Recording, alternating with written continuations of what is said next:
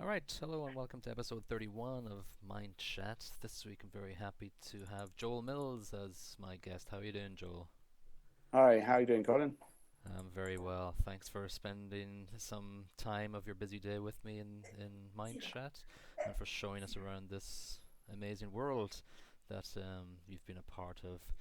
So a couple of weeks ago, I think my Google alerts, which I've set up to, alert me when anytime Minecraft comes into play, started just flooding for like 3 weeks total. This Molcraft thing, and it's not until I dipped into it that I realized you were involved. So I figured Yeah. may as well get you in here. So maybe just explain to our viewers what exactly Molcraft is and what your involvement with it was. Okay. Well, Molcraft started out as a project with our undergraduate chemistry students, and they had a project to visualize their knowledge and understanding of protein molecules.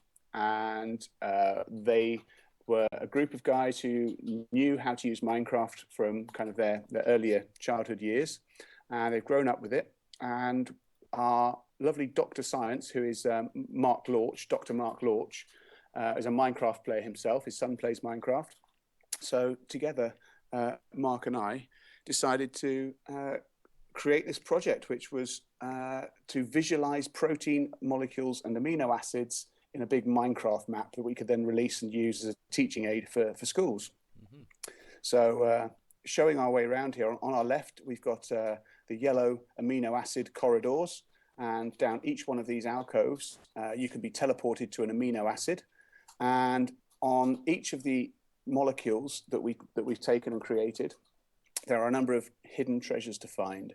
So we've kind of gamified the experience as well to get people to understand a bit more about the molecules and their makeup and a bit of history in there as well. You So we've wanna? got amino acids down this side, Hmm. and we've got the proteins over on this side.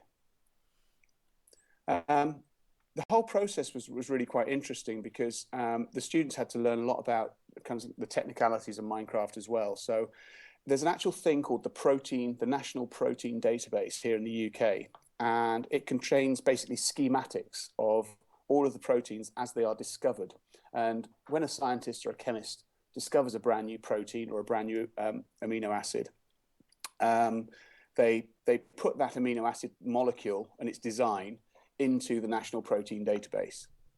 So our students got access to that because it's an open source database, and they took those schematics out, put them through a number of different rendering tools, and what we then get is a model in Minecraft. So I'm just heading down All the right. amino acid group here, Yep.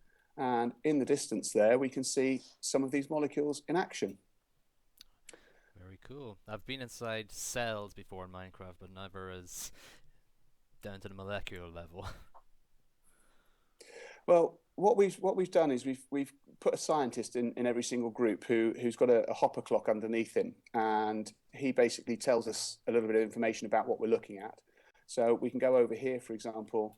I don't know where Yep. have you gone? Where have you Yep. gone? Following you here. Hi. So we can go over here, for example, and this scientist, if I stand on this block over here, he'll tell us a little bit about what's going on. So he's told me that the side chain defines the amino acid. So what we're looking at here is a side chain. Um, and that then tells us what that amino acid actually does. So all the time we're learning a little bit about the build up and the makeup of a molecule. Hmm. So I'm standing under here. This is the R group or side chain. Um, and in each of these, there's different things to find. So in some molecules, there are chests and there's little game dynamics in there, which then give the player certain goodies.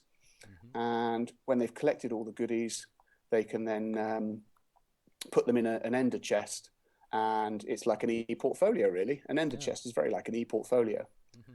place for you to store all your goodies. Right. Yeah. Yeah. It's pretty impressive here. And so, were these molecules created block by block, as it were, or was there any sort of copy and pasting in from like a modeling program? Yeah, the molecules themselves were taken from the National Protein Database, as I say, Hmm. and then put through a number of different rendering engines to eventually end up in MC Edit as a Right. schematic. Yeah. So we were then able to just import them in as a schematic straight into Minecraft, and they basically create the molecules that you see here. Hmm. We then had to do a bit of work on color coding them to make sure that the colors were coming across correctly. Right. If you come straight up from where you are, Colin, just Yep. shoot straight up. All right. And I'll show you one of the chests that we've got here, right at the very top of the molecule. All You'll right. see I see me it. Yep. to your left. There you go. Come over here. All right. And so hidden on the molecules, sometimes they're on the molecules, and sometimes they're in the molecules.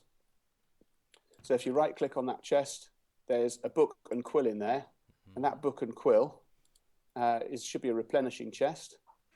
So if I go in now, there's a book and quill for me too. And so we've both got book and quills. Now this is our journal. Okay. And later on, we're going to find some quiz books, and in our book and quill, we'll be expected to put our answers down to some of the scientific questions that will be asked in those quizzes.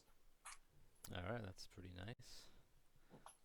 So we've got the first piece of our puzzle, which is getting our journal to write things down. Cool. Very good. So in some of the molecules, you have to do a bit of teamwork. So one person might have to stand on a pressure plate, and another person might have to stand in a teleport location. Okay. And then their friend will get teleported inside the molecule, and they have to go and find their way around the molecules from the inside, learn them from the inside out, so to speak. Mm-hmm. So we've tried to mix up the game dynamics a little bit. Yeah, that's pretty nice.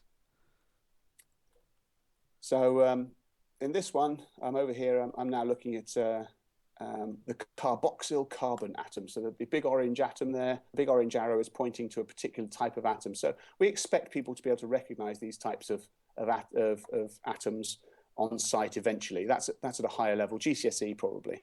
Okay. Yeah, I was wondering what the student age group focus this would be, because it's right above my head, that's for sure.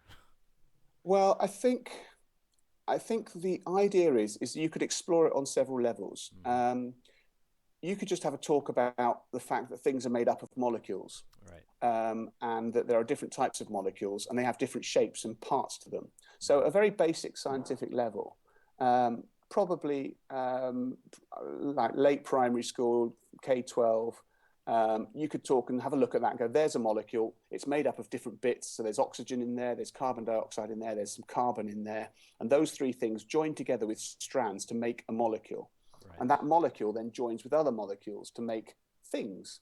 Mm-hmm. So, for example, if we went back to the spawn here, I'm just going back through the portal. Yep. And if we had a look at, I'll just try and find the one which is myoglobin, hemoglobin. There we go. Hemoglobin is blood. Mm-hmm. And it's one of the primary molecules in blood. And you can see there that that's a very messy molecule. Oh, yeah. It's very fluid. It's not rigid at all. So that molecule flows together. So that is what blood looks like as a molecular level. Lots of strands of little tiny bits and pieces that join together. And they mesh together, and eventually they'll clot, which forms a blood clot. Mm. So the molecule itself is very fluid, but it's got bits to it which allow it to join together with other molecules to then do the clotting process. Right. So molecules themselves can actually change the way in which we understand how things are made up. So some molecules need to be very fluid. Some are long, thin strands, like hair molecules, for example.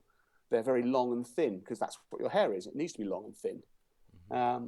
So you can understand how things are made up a little bit. Yeah, it's pretty. And then at higher level, when we get to GCSE, we can talk about kind of the bits of the molecules and the different components that make them up and get more technical. Yeah.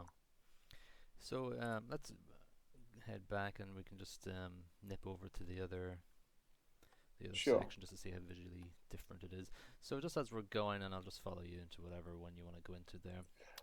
Okay, well, let's see, glutamine, for example. Let's have a little look at this one, glutamine. All right. Glutamine is an amino acid. It's a very nice shape. It's got a very nice structure to it. And as I say, if I just, I need to, I've disabled my fly mode. I'll do the flying for us. There we go. All right. Yeah, I'm coming up to fly. All right. So we need to find the treasure chest on glutamine. So what do you think, like as you've gone through this process, you know, if people are looking at this and going, okay, well, you know, we've bought software for our school that, you know, we have these models in it already in this software. You know, what do you think this experience, this Minecraft experience, you know, kind of has over any of the sort of traditional tools we have for students to actually explore these molecules? Well, in terms of a molecule, you can buy a molecule model, Hmm. a plastic and rod Yeah. typical model that you would get in a chemistry lab. And that model has one function, and one person can be really looking at it or using it at any one time. Right. With the Minecraft map, we can have 100 people all going around the molecules Hmm. and exploring them at the same time. We can also go inside the molecules, which is something that you can't do at a submolecular level, obviously. Hmm. You can't do that in the real world. Yeah. Um, so that's kind of a different dynamic in its own right. Um, Also, the process of gathering the information that the third years had to do. So I can see it's up here. Here we are. Here's Yeah. the secret door. Have you Right. seen the pressure plate on the nitrogen atom? So there's a pressure plate we need to find on the nitrogen atom, and that will open this door. Okay, so then you bring in collaboration with the Yeah. students through this activity. It's here. It's here. I found it. Okay, so when I go over So you here, go to the door. all right, there we go. I'm in. You're in. Good teamwork. Hey, you see, So it's a little bit of teamwork and there you go. collaboration. Yeah, like the Crystal So I Maze. I don't think, know if that Crystal Maze, where the English show, the Crystal Maze back in the 80s, kind of reminds me of that. yeah, yeah, exactly. I mean, I think the third years had to do a lot of research to obviously understand which molecules were which, and they wrote all the text that the scientists down below tell us. So they've written all the information and done the research on there. Hmm. There's also a third angle to the game, which I'll just show you briefly before we Sure. move on again. So if we come back to the spawn point, Hmm. we have a historical chemistry map as well. Okay. So down at the very end here, and we've got a bit of information showing you kind of the different types of molecules. Hmm. So oxygen, nitrogen's blue, sulfur's yellow. So you start to learn about how molecules are identified in chemistry. Yeah. But down here is the Royal Society of Chemistry landmarks. Okay. If we go over this here, we can meet me in game. Yeah, there you go. Hello, that's me. And we've got a map of the UK Yeah. and key scientific and chemical discoveries that were made at key locations. So again, takes the same principle that each one of these pressure plates teleports us off. So we could, for example, see that in Greenford, scientific dyes were discovered, and over in Oxford, they discovered lithium batteries. Now, where would we be without lithium batteries these days, Colin? Exactly. Let's go to Oxford then. So our scientist here tells us a little bit about lithium batteries, and it shows us that it was an atomical discovery ultimately. Okay. And my scientist isn't talking to me right now; he's gone Yeah, quiet. he's probably not happy in there. He needs a break. Yeah, I think he's having a break at the minute. Our scientist. Yeah. I need to go back and wake him up. That's pretty cool though. So each one of these scientific discoveries, it again helps people understand a bit more about their history and where the chemistry comes from. Right, yeah, very important. When you're creating, or when you're going through the process of making it, were there any sort of affordances you wished Minecraft had when you're going through it? Like, oh, I wish, you know, our students could do this now, you know, or did you kind of know your limitations and just kind of plan with those limitations in mind? Not that Minecraft I has a lot of think, limitations, but I mean, I think the biggest thing that we came across was actually porting. We worked exclusively in 1.8, right. Minecraft 1.8, and so a lot of our chests that you see in this world are replenishing chests that use the clone command. Hmm. Um, this causes massive problems when we want to port it backwards to 1.710 for Minecraft EDU. We'd very much like this to be a Minecraft EDU map. Right. So we've had to go back and redo a lot of the clocks and a lot of the chest mechanisms because the commands are different in 1.7 as they are in 1.8. Right. I suppose as a game, one is always mindful of the difference between an online server-based map with lots of plugins to give you like non-player characters. So our scientist character at the spawn point and our little iLearning character over there. Yeah. They're NPCs, which are plugin based. Right.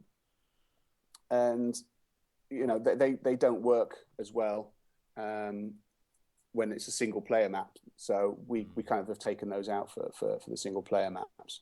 Because really we wanted single player maps to just work on vanilla with no mods, without having to have Forge installed or anything like that. Yeah. Make them simple and as easy to access for schools. I think that's a lot of the trick, really. It's not so much that the players can't install mods and things. It's more to do with the fact that the teachers, if they're running the maps on EDU, they have to be able to understand how to download the mods, install the mods, get mod compatibility. Yeah. And so working in vanilla as much as possible, I think, is good practice. Yeah.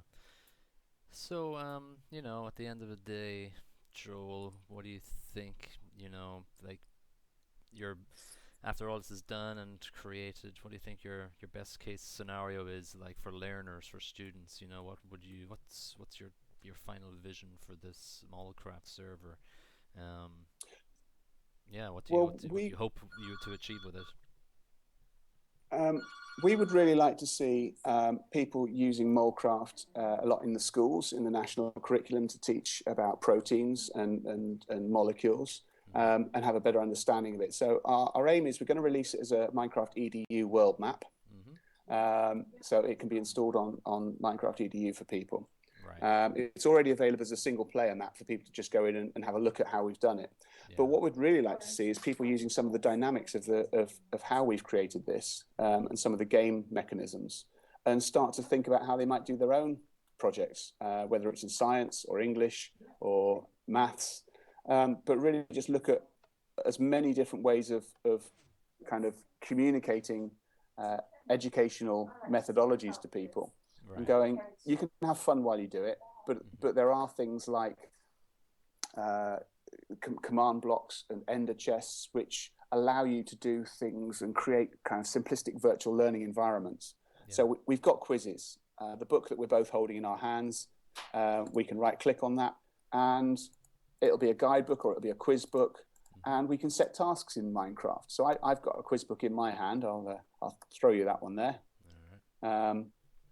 That's a quiz book, and you can then put the answers to your quiz in your book and quill, and then drop them over here into an ender chest.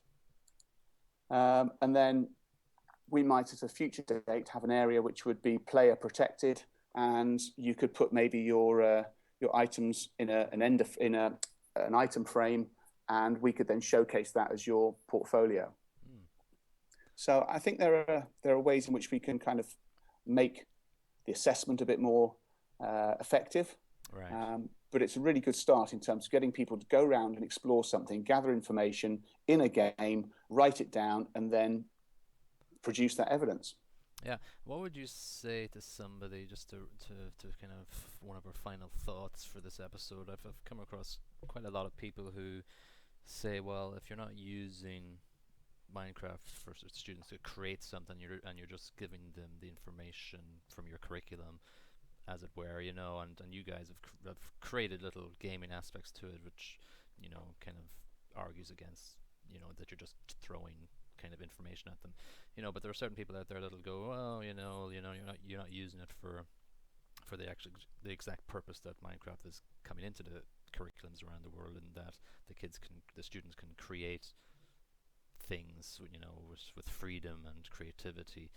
What would be your counter argument to that? Is there room Well, for Molcraft in each school as well? As well as room for yeah, creative spaces.